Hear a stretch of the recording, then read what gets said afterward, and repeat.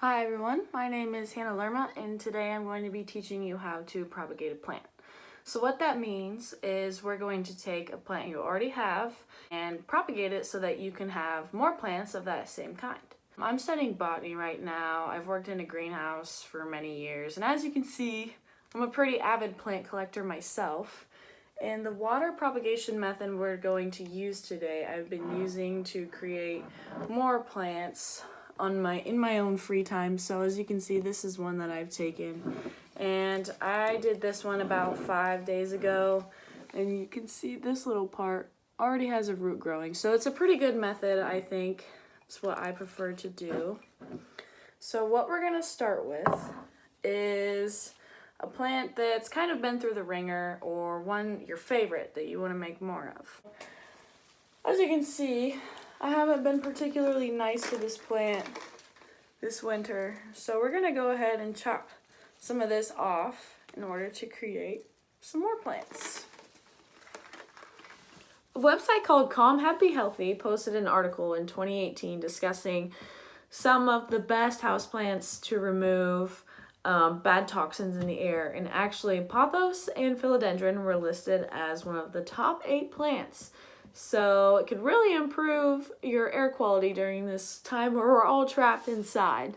Some things you're gonna need are a vase. I've already filled until about an inch above the top with clean water. Okay.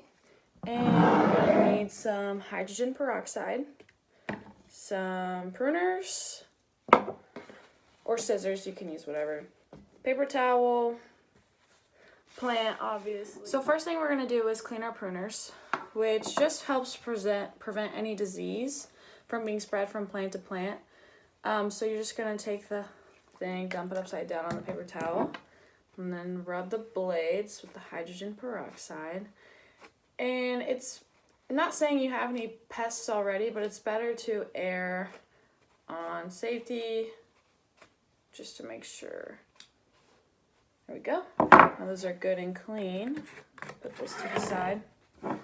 So Summer Rain Oaks is a plant YouTuber, and she's very well known for her jungle apartment in New York City. She has over 700 plants. So she creates these YouTube videos, and her way of cutting is to be sure to cut at a 45-degree angle, and this just kind of ensures that the plant won't rot. So what I'm going to do is I'm just going to take a piece off, and then I'm going to come up closer and show you guys. So here I've taken this piece off, cut it at a 45-degree angle. These spaces right here where you can see the knots, these are called nodes. And when you're propagating plants, you want to be sure to cut right beneath one of these nodes, because if you leave this internode space on, it's just going to rot off anyway. So you might as well just go ahead and cut it off. For this one, it looks pretty bad. So I'm going to go ahead and cut it all the way down to here at a 45-degree angle. Just cut like that. And then all you're going to do is take your cutting and stick it in the water. Now you don't want to let it drown, obviously. And the more nodes you get in the water, the more roots you'll have able to grow. So I'm going to go ahead and find another section. So this will be a good one to do. And I'm going to go ahead and cut this part off. I don't want it, it's too long. 45-degree angle. Just like that. See that? Just put it in the water. And then all you have to do is let it sit for a couple weeks. When you're letting your plant sit for a couple weeks, things to avoid: don't let the thing run out of water. Don't let the water get below where your plant actually is. It's a good idea to change it frequently so you don't develop any nasty things growing in the water, like algae or anything like that.